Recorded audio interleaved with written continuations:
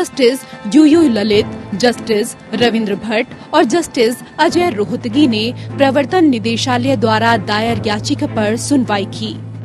याचिका में नागरिक आपूर्ति निगम या NAN घोटाला मामले में जांच ट्रांसफर करने की मांग की गई है, जो छत्तीसगढ़ में सार्वजनिक वितरण प्रणाली या PDS में भ्रष्टाचार से संबंधित है। ईडी ने सुप्रीम कोर्ट को बताया कि NAN घोटाले के आरोपी संवैधानिक पदाधिकारियों के माध्यम से छत्तीसगढ़ उच्च न्यायालय के न्यायाधीश के संपर्क में थे, जो आरोपियों की मदद कर रहे थे। पीठ ने पक्षों को निर्देश दिया कि वो जिस सबूत पर भरोसा करना चाहते हैं उसे सीलबंद लिफाफे में रखें। ये मामला अब 26 सितंबर 2022 को दोपहर 3 बजे के लिए सूचीबद्ध है।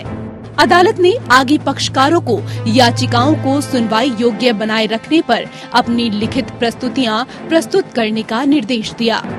शुरुआत में सॉलिसिटर जनरल तुषार मेहता ने कहा कि मामला इतना बड़ा है कि सुप्रीम कोर्ट संविधान के अनुच्छेद 142 के तहत अपने अधिकार क्षेत्र का प्रयोग कर सकता है। उन्होंने कहा कि इस मामले में संवैधानिक पदों पर अधिकारियों की मिलीभगत से उच्च पदस्थ अधिकारी अपने पदों का फायदा उठा रहे हैं।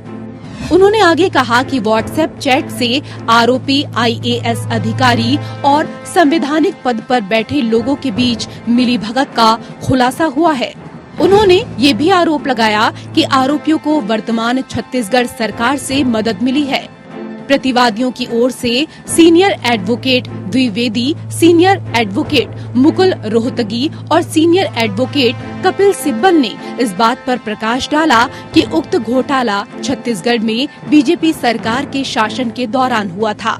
मेहता ने पीठ से अनुरोध किया कि वो कुछ समय ले और सामग्री को आराम से देखें और फिर अपना निर्णय लें।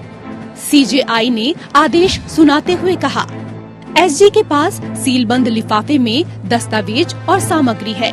प्रतिवादी प्रस्तुत करते हैं कि सीलबंद लिफाफे में दस्तावेज जमा करने की प्रथा को इस अदालत के एक नवीनतम निर्णय द्वारा अनुमोदित नहीं किया गया है।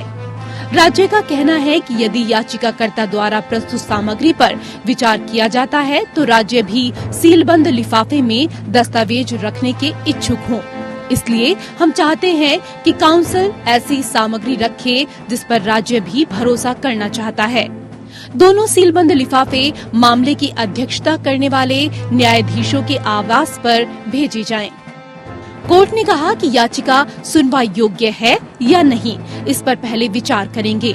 इस मामले को सोमवार को दोपहर 3 बजे इसी पीठ के समक्ष रखा जाए। Bureau report.